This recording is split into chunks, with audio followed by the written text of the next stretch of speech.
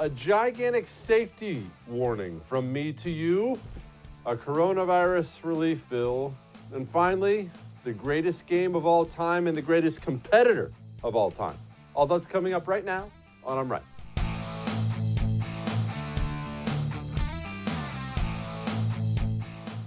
Okay, it's time to have a little chat, you and me. You've had a whole weekend, and I'm sure now it's Monday. You've been waiting all day, watching the TV, just waiting for me to come on and bless you with some wisdom. So allow me to give you some wisdom right out of the gates here. We just had somebody die in Austin, Texas. Not going to say the guy's name. I'm not even necessarily going to focus on that individual case because I don't believe in trampling on the dead. It's just not something I do. Certainly not the freshly dead. We wait for that to pass for a while everyone's done mourning. But the situation was simply this. We got this left-wing protester, Antifa dude, decides to get himself an AK-47, and he's going to start protesting a little more forcefully, if you will. He approaches a vehicle with other protesters. From there, the details get hazy, and it's still all one big legal question, so I'm not going into that. But long story short, the man with the AK-47 who approached the other vehicle is no longer with us. He's dead now. Here's what's happening in the United States of America, and it's going the wrong way quickly. This is what's happening. You see, we have this sea of little left-wing commies out there, all these little leftist wannabes, only they don't have the same backstory of other commie scumbags like Che. You know, they all love to wear their Che shirts. You know what I'm talking about? Or their little Castro shirts or something like that. They all want to feel like they're some revolutionary with a guitar somewhere, singing songs about the working man as they take it to the man. But guys like Che, as big of a scumbag as he was a fighter. He grew up and learned how to fight. What we have in this country is a bunch of pretenders. We have a bunch of people that were raised on college campuses to learn how to be good little Marxists and street activists and get out there and disrupt things and disrupt traffic and push people around. But here's the issue. They don't have any real practice against people who know how to handle themselves yet. And I don't want them to ever get that real practice. I want us to all get along and be polite. You see these college-based, college-educated little Che wannabe kids, they go into these cities where everybody's unarmed and they push people around. They'll gang up on somebody, 30 on one, something like that, throw water bottles at them, spit on them, hit them. You've seen all the violence all over the news. And then they go back, or they get tear gassed by the cops once or twice, and it's not a bad thing for them. It's a badge of honor. They go have their little body odor smelling parties afterwards. Hey, guess what, Charlie? I got tear gas today. Aren't we cool now? And it's one big game. It's one big fun commie game. And they feel like they're these little revolutionaries doing a great thing. But it's only a game until it's not a game anymore. You see, you play revolutionary for long enough, eventually you're going to get in your mind that you are one. But you're not one. And if you want to be one, then you got to be ready for everything that comes with that.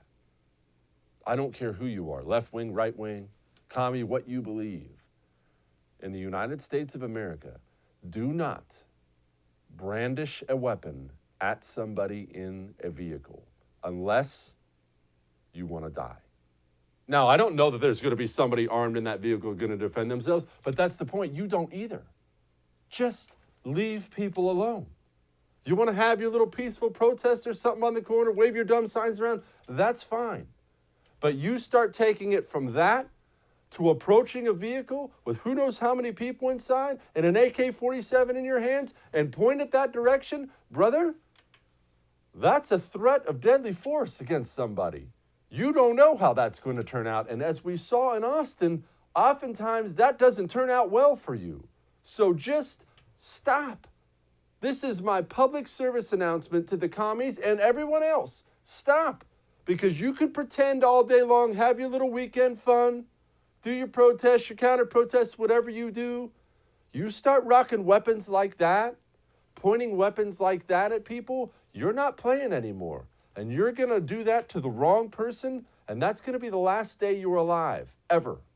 There are a lot of Americans out there, and I know a lot of them, that would never, ever, ever take even that much of a chance of you harming them or a member of their family in their vehicle. Stay away from vehicles. Stay off the roads. You're not on your college idiot campus anymore where you get to bully anybody. You get out on the highway, you get out on the roads, you surround people, make them fear for their lives or fear for the lives of their families. Jack, you get what you get. Don't throw a fit. Now, Portland is an interesting situation right now. I know you've seen all the civil unrest in Portland. We've talked about Portland a ton on the show, and I find it to be really fascinating. Just to give you a little background on what's happening in Portland and what's happened. Antifa, this anarchist, commie, violent street thug group, they have thrived in Portland for a long time for two different reasons. One, the I went to community college. The Northwest, it's really a hub for all this. The Northwest, for some reason, Seattle, Portland, just that general area seems to be left-wing politics 101. I don't know, maybe that comes from San Francisco, who knows? So they've actually allowed Antifa to do their thing for a long time. A long time they've been letting them do their thing. So Antifa really has a strong foothold there. Friends of mine like Andy No, who's been going after Antifa for a while, will tell you all day long, Portland is practically Antifa's capital. So they were already established there. Okay, we got that? Now we have all the coronavirus stuff, then the George Floyd protest stuff. And these people, this is what they do for a living. And it's important that you and I understand this because it's hard for us to wrap our minds around it. I mean, you have a job, right? You have a job. Or if you're a lady, you stay at home, cooking, cleaning, taking care of the house. I mean, if you don't have a job. These people don't. That is their job. This is their occupation. Even if you're somebody who goes to tea parties or goes to a DC rally or something like that, understand this is their occupation. They are professional protesters, and Antifa is a violent group. So what's happened here? Why do you think they've been ramping up all over the country? I'm about to tell you why. Money. We already have them caught in places like Idaho, where they caught them in Mercedes vans, a fleet of Mercedes vans busing Antifa people into an Idaho town. By the grace of God, again, you don't play that in rural America. I believe it was their sheriff stopped them before they got to town, told them turn around and leave, and they did. Do you think some purple-haired freak like most of these Antifa guys has the money to rent a fleet of Mercedes vans or even buy one? No. This is done on purpose. This is done, and I don't know who. I'm not going to pretend to know who. I hear the same names you hear. But this is all done right now on purpose. It has nothing to do with George Floyd or anything else. They know in a city like Portland, they can go have all the protests all day long, burn it down, kill people, hurt people, and not much is going to be done. So what's the Trump administration to do about that? What should you do about that? What can he do about that? You know, you can't just send federal troops anywhere. You can certainly send federal agents to guard federal buildings. Or can you send them anywhere? What is right and what is wrong? Because rest assured, federal troops in Portland, where they are now, and that's why you see these clashes every night, that ends in violence. Hopefully nobody dies, but that ends in violence because you're prompting these clashes. You're guaranteeing it. I'm obviously rooting for the agents, not Antifa, but this does get ugly. So doesn't whoever's paying Antifa bear the responsibility for this? But the press loves it because the press thinks they have Trump on his heels. Every single time an agent has to bash in one of these Antifa guys, Trump's going to get asked about it. Here's Wolf. They are arriving every night using city streets and city parks. They're coming armed with rocks, bottles, baseball bats, power tools, commercial-grade fireworks, eliciting that violence and targeting their violence on federal courthouse and federal law enforcement officers. That's very different than what's going on in Chicago, places like Chicago, Albuquerque, Kansas City. That is where you see normal criminal activity, street crime, what we say, regarding gangs and drug dealers. And again, President Trump and the administration led by the Department of Justice is targeting that type of crime. Understand what is at play in Portland. Understand what the department is doing, what the president is doing, what the administration is doing. And that is we are standing up for law and order. And anyone who says otherwise is not being accurate. And I will say that the other side that wants to criticize law enforcement, what they don't do, they do not condemn these acts of violence in Portland. I have talked with a number of Democratic members of Congress, and all but one, only one, have asked me about the health of my officers. All they want to do is condemn law enforcement for doing their job. And again, very irresponsible. He brings up an excellent point there. That's why I wanted you to hear that. Okay, so we know the situation. We have this violent, professional group of protesters and rioters in Portland and other cities across the country. What have you seen from the Democrat Party? What have you seen from the American media? They're approving of this. Have you heard one Democrat, from Joe Biden, Pelosi on down, have you heard one speak out against the rampant leftist violence that has torn apart America for the past 2 months? You haven't. I know, I've been watching. And you know what the headlines read? Time after time after time, I look at these headlines, you know what they say? Peaceful protests disrupted by violence at the end. Peaceful protest, mostly peaceful protest. I was peaceful, it was mostly peaceful. Do we really have such a large portion of our country openly rooting against it? It sure seems like it. And you got Chicago where another 50 people were shot this weekend. 50 people. And this is what their mayor has to say. I've drawn a very hard line. We will not allow federal troops in our city. We will not tolerate unnamed agents taking people off the street, violating their rights, and holding them in custody. That's not happening here in Chicago. So I've drawn a very, very bright line. I've made that very clear to every federal authority that I've spoken with, and they understand that if they cross that line, we will not hesitate to use every tool at our disposal to stop troops and unwanted agents in our city. Well, I've said it before and I'll say it again. No troops, no agents that are coming in outside of our knowledge, notification, and control that are violating people's constitutional rights. That's the framework. We can't just allow anyone to come into Chicago, play police in our streets, in our neighborhoods, when they don't know the first thing about our city. That's a recipe for disaster. And that's what you're seeing playing out in Portland on a nightly basis. We don't need that here. That is not a value add, and it doesn't help enhance our public safety. Why isn't that mayor begging for federal help? You know why? Because she doesn't care if people in Chicago die. That's why. All that may have made you uncomfortable, but I am right. Now, contrary to everything you see on the news, criminals out there don't only exist in the streets. They're not only in these crazy cities. They're not only in those bad neighborhoods. Criminals today, you're going to have to start wrapping your mind around this. I do too. They're online. They're cyber criminals. They're out there prowling for ways to deprive you of your hard-earned money. And the new thing they have now is home title theft. You see, your home title is not just a piece of paper in the bank anymore. Your home title is digital. These guys can get it easily, get your signature on it easily, take a loan out against it, and you have to pay it back. Your home insurance doesn't cover it. People are getting evicted from their homes as we speak because of home title theft. Protect yourself. Go to HometitleLock.com. That's HometitleLock.com. Use the promo code Jesse. Get yourself 30 free days. We'll be back.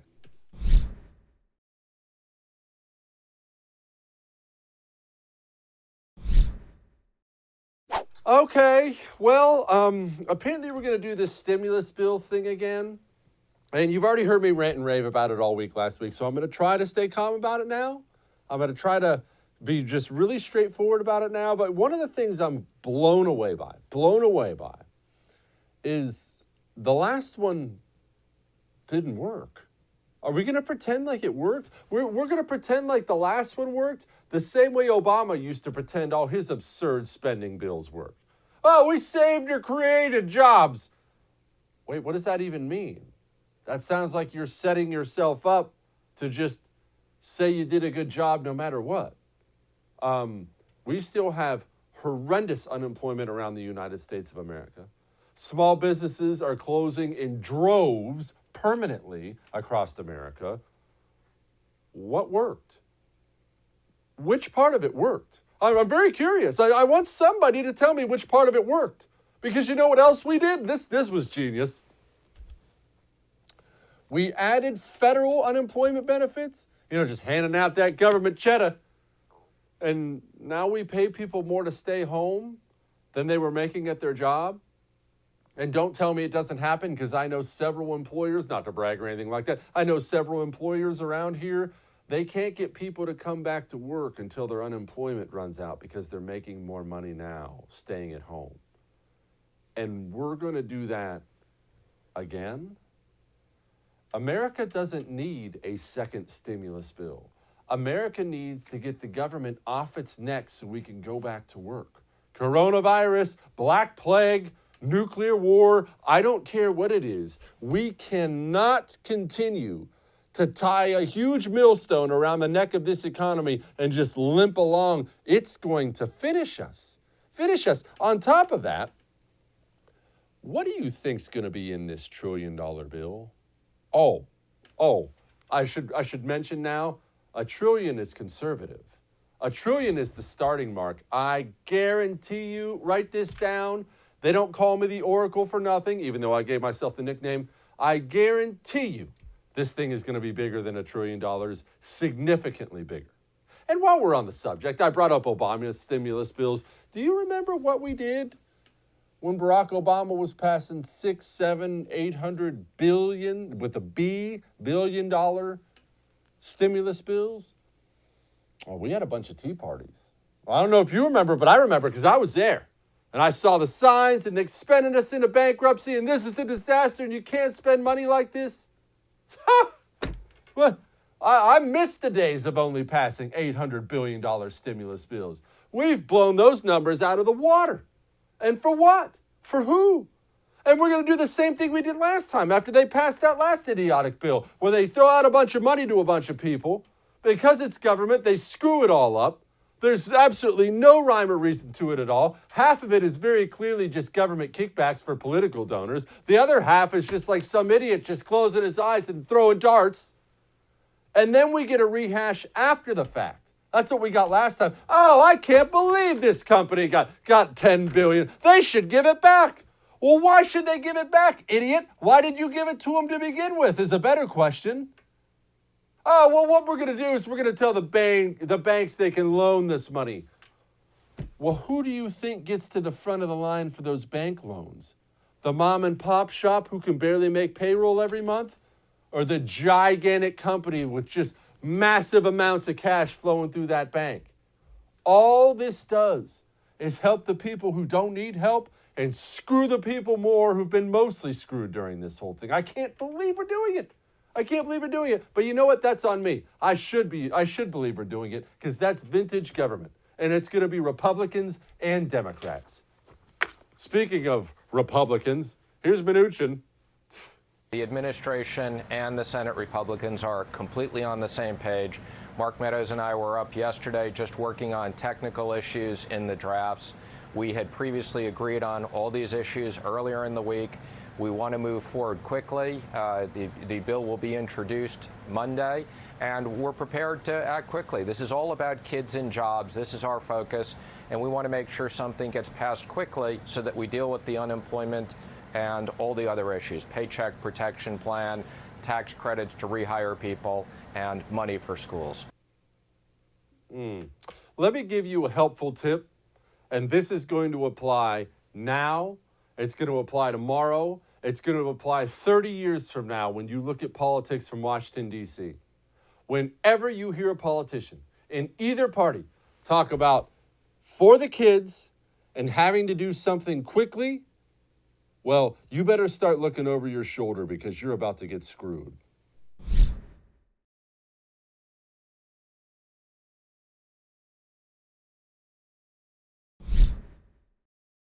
Joining me now, Brandon Weichert. He's an author of Winning Space and the contributing editor to American Greatness. Brandon, first of all, Winning Space. Now, I will admit to you, first and foremost, I'm not a huge space guy. I'm one of the only people in America who doesn't care about NASA that much or exploring Mars or anything like that. However, I do realize it is critical to national security. Explain why. Yeah.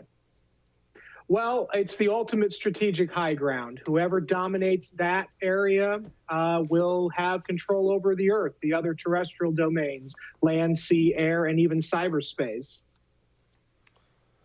What can people do? Now, I'm not talking about, Star Wars stuff, but what can people do? What can nations do right now, weapons-wise, from space? All we know is what we've seen in the movies. Can they shoot lasers and vaporize cities? Can they cause earthquakes? In all seriousness, can they hit any city with a nuclear weapon? What can they do? Well, lasers are one of the developing technologies, but it wouldn't be to vaporize cities. It would be to launch a laser at a rival satellite to make them unable to communicate with their forces on Earth and to coordinate an attack. Anti-satellite weapons, such as launching a missile from the bottom of a fighter craft and having it go into space and knock out a satellite, is a pretty old but tried and true way of being able to knock out satellites. Launching it also from a destroyer in the ocean, we can do that as well. And also co-orbital satellites, I call them space stalkers. And basically, they're these tiny little satellites with grappling claws that can tailgate our sensitive equipment in orbit, latch on and push them out of orbit like something from an old 1970s Roger Moore era James Bond film. But this is stuff that is being developed and that actually, in some cases, has already been launched into space by either us or, more dangerously, the Russians and Chinese. Okay, who's winning? I would say that we are neck and neck right now with the Chinese. I think the Chinese have a little bit more get up and go right now. We seem to be coming from behind, not unlike the first space race in which we were losing to the Soviets until we managed to make it to the moon. Okay, why are they neck and neck with us? I mean, we like to think of American might. America has a better economy. Right. Is it just simply a focus thing? They are all about it and we're kind of half in? Yeah, that's pretty much it. It's a focus thing. It's, well, just like you said, most people don't care because they can't see space. It's sort of esoteric. But I hate to paraphrase Trotsky here, but you may not be interested in space, but space is very interested in you. You know what? Trotsky actually had some great lines until he had an ice pick shoved into his head. But that's another story entirely. That's another story entirely. All right, so we do have this Space Force. Everybody's had a good time with it. We got a new Space Force this, Space Force that. What is our Space Force actually going to do? What is the purpose of it? Well, first and foremost, it's going to be to protect our satellites. We have to have satellite access.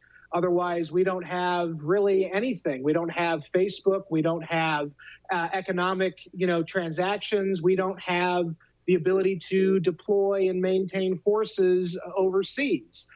So we absolutely have to have access to space in order for that. Beyond that, there's going to be an increase in private sector investment into not just the satellite area, but also space mining. And we're going to need to be able to defend those interests. I'm sure you may have seen things like the Brad Pitt movie from 2 years ago, Ad Astra. There's an entire sequence in that film about rival countries competing and fighting on the moon for access to space mining areas. Well, that's actually based in what we think will eventually happen is we'll be competing for access to these very rich natural resource areas on the moon and throughout the solar system. So we're going to need Space Force long-term to protect that and to basically make sure we're not squeezed out of space. Brendan, what natural resources does the moon have? Well, we've got things like rare earth minerals in abundance, and those are things that absolutely are required to build your laptop, your cell phone. Pretty much any advanced piece of technology needs these rare earth minerals. Now, they're called rare earths because not because they're not in abundance, but because on Earth you have to dig very deep and it's very costly to get to them. But on the moon, it's pretty much on the surface. And if you can just get up there, mine it, and figure out a way to get it back to Earth cheaply and safely, you've got yourself quite a bonanza, if you will. There's also other natural resources like potential helium-3, which could be used to power nuclear fusion reactors. Right now, we rely on deuterium-tritium reactions, which are very expensive, and they have a lot of radiation. They're not as efficient. It's believed that helium-3 could potentially allow someone to power a city the size of Manhattan or Shanghai cleanly, sustainably for 2 to 5 years without really needing to do much changes. Okay, so are you actually telling me there's a chance we could get to the moon to get materials cheaper than we can drill really deeply?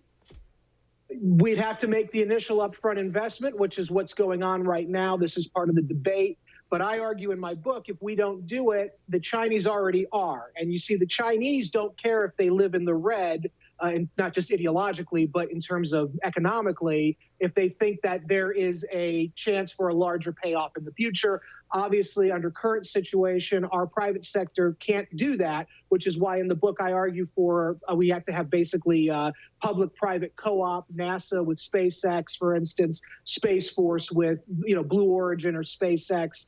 We really have to start pairing our innovative startup tech culture with both the government in terms of NASA as well as Space Force to stay competitive.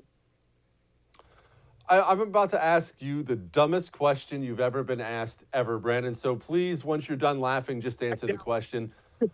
Who owns the moon or territories on the moon? Is it the world's? Is it whoever just happens to land wherever? I'm genuinely curious, who has a claim to it? So technically under space law, which is an actual, field of law, technically no one owns the moon. It is akin to Antarctica, where it's supposed to be kept open to the world. Anyone who can get there can establish a presence there for peaceful purposes, research purposes. But basically, as we've seen with the South China Sea, as well as the Arctic Circle, wherever there is resources and a country has the ability to get to those resources, notably China or Russia, they will go there and they will take what they want, and you will have to try to figure out a way to stop them if you're the United States. And so what I argue is we never signed the Moon Agreement of 1970, technically. Neither did China. So neither of us are bound by that international treaty.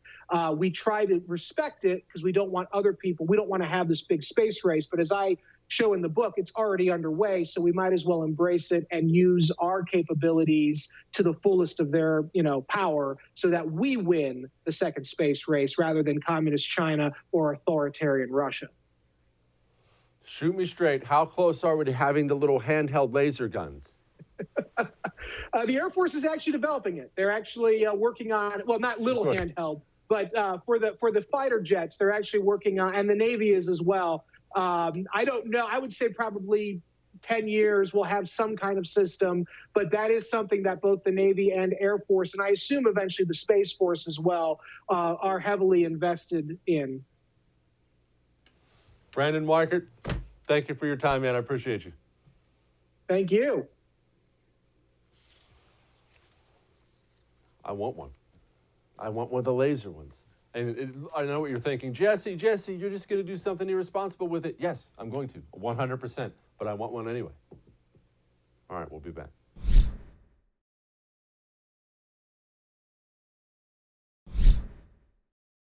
Joining me now, Lieutenant Colonel James Carafano. He is the Vice President for National Security and Foreign Policy at the Heritage Foundation, which needs no introduction on this show. What that means is the guy's really freaking smart and knows about all the people trying to kill us. Colonel, let's focus on China for the time being, because I feel like people really do not understand how aggressively they are already here. Yeah, I don't know if they're trying to kill us, but they don't wish us well. Look, this is an easy way to explain this. The United States, other countries kind of like the United States, for all our differences, and even within what do we believe in? I mean, fundamentally, we believe in freely elected governments. We believe in human rights. We believe in free enterprise. Chinese Communist Party They don't believe in any of those things. Matter of fact, they see those things as a specific obstacle to the expansion of Chinese power. And the short explanation here is look, if the free world doesn't stand up for the fundamental things we believe in, the Chinese are going to find a way to undermine them and shortchange them, because that's what they want. I mean, I think it's really just that simple. Are we winning or are we losing in this? I don't even know if you want to call it a Cold War with China. Where are we at in it? Well, I like the term Cold War from the perspective that this is a long-term competition, right? The Chinese don't want to have a war with us. We certainly don't want to have a war with them. So that, in that sense, the Cold War makes sense. But this is completely different. They're totally different than the Soviet Union. We're a different country than we are now. Other countries are different. So we need ways to compete with them that make sense for today, not make sense for 30, 40 years ago. If you asked me this question 4 years ago, I would have said we were in real trouble. Because 4 years ago, fundamentally, our strategy was unchanged for like 20 years, which was, look, as China rises, they'll probably be okay. They'll come around. They'll be vested in the system. They'll be one of us. It'll all kind of even out. That's not how the Chinese saw it. They saw the Chinese by us not challenging back, not pushing back against them coming after our interests, as basically giving them open running to run over the neighborhood. It's like the cops giving the mafia space to be in the neighborhood. The mafia just move in and take over. 4 years ago, we really flipped our strategy on our head. And we said, look, instead of trying to accommodate China, let's challenge them specifically on where they're bumping up against our interests and our concerns and what's good for us. And that's actually a better way to get to stability, by showing them where the limits of where they are. So I actually think we've made progress the last 4 years. Okay. What specifically did we do? What does that mean, giving them a little pushback? Well, I mean, we could go on and on and on. Trade, for example, where the president was really tough on the Chinese, pushing back on intellectual property theft, on unfair trading practices. South China Seas were an area of contention where for decades the United States position was, we don't take sides here. Everybody's got claims in the South China Seas. We get that. China used that as an excuse to really club the other countries in the region in submission. We flipped that strategy on its head. Not only do we do freedom of navigation acts where we show, hey, these are really open waterways, but we've actually sided with the other countries against China.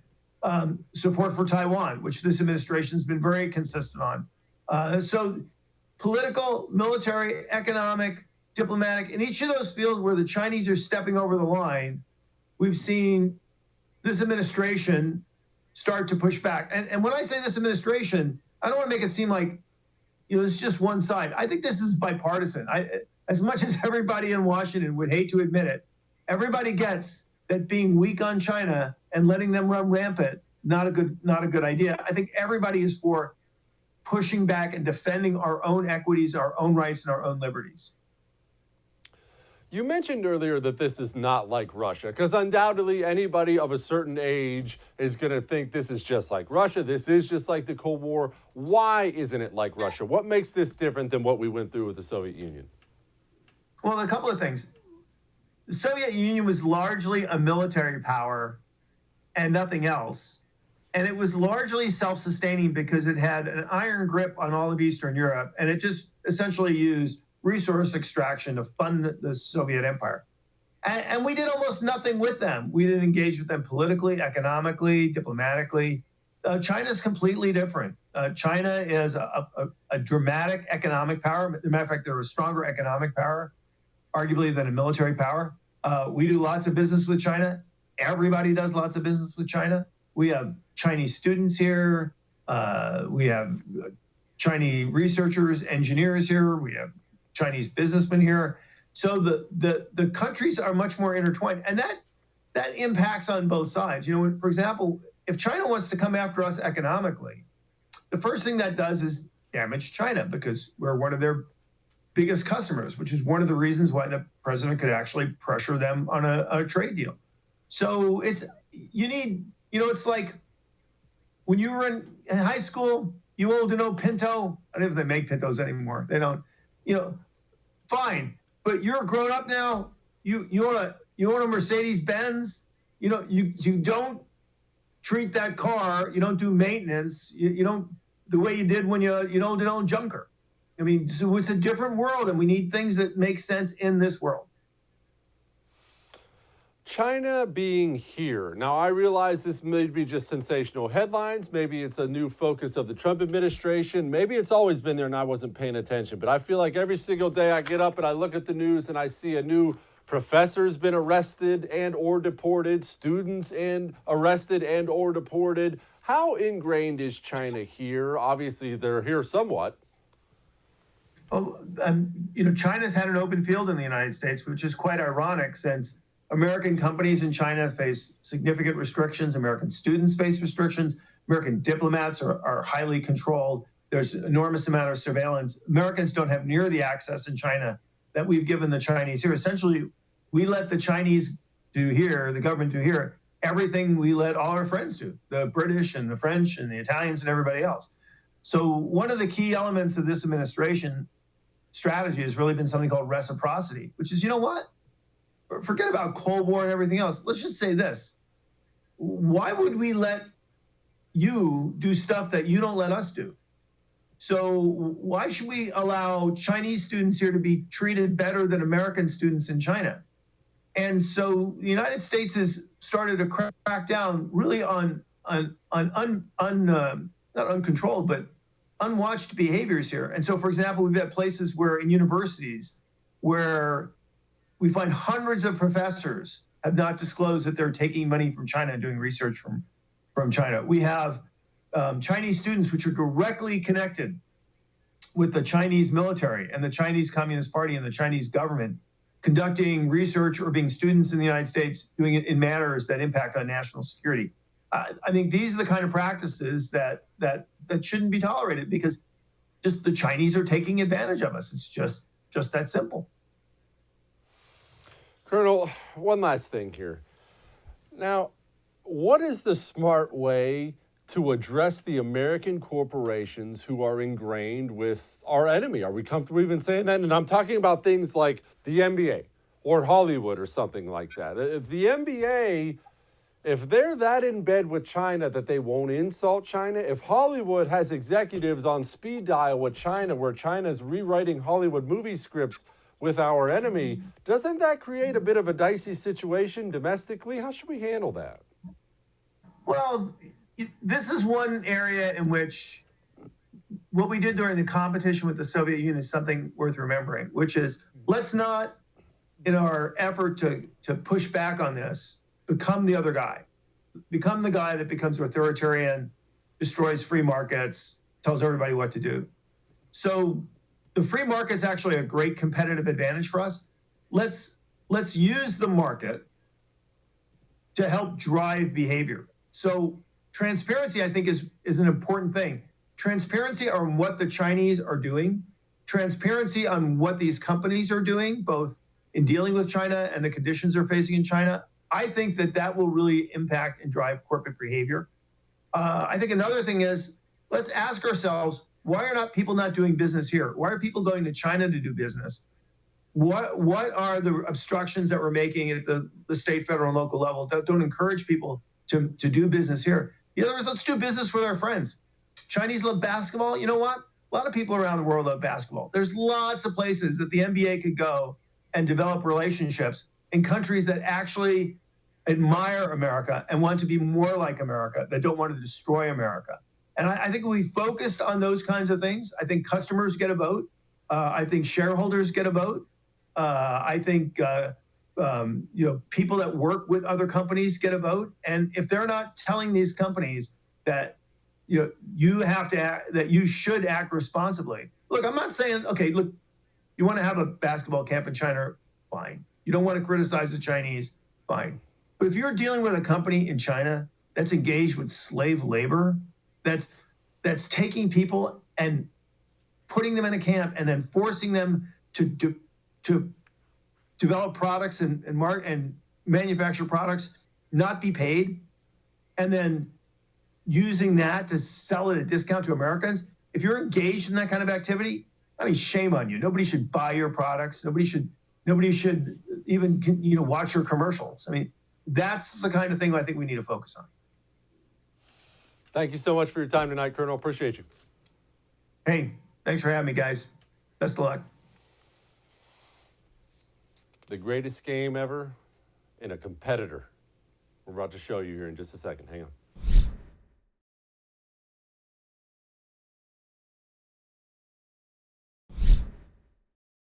I have to confess something about myself. I know you all already look up to me so much, and you call me the Oracle and Shogun and all these other great nicknames that I've given myself, but I may be the greatest hide-and-seek player of all time. I know you're going to find that difficult to believe because I'm 6'8", and you would think I stick out like a sore thumb. I still play hide-and-seek with my sons. Dominate. Absolutely dominate. I just kick back and take a nap because they're never finding me, ever. Plus, I know all the little nooks and crannies where they're going. So let me tell you what. As the hide-and-seek master, I know talent when I see talent, and I see talent here.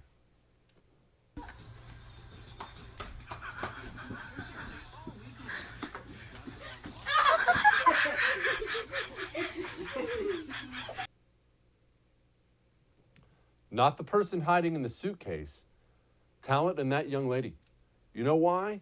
I like competitive fire. I like somebody who's out there to win it. That's how you win in hide and seek. I'll get the ladder out and I'll get up on the roof in the 100-degree sun just to win hide and seek with my sons. You know why? We don't play for second place in my house. See you tomorrow.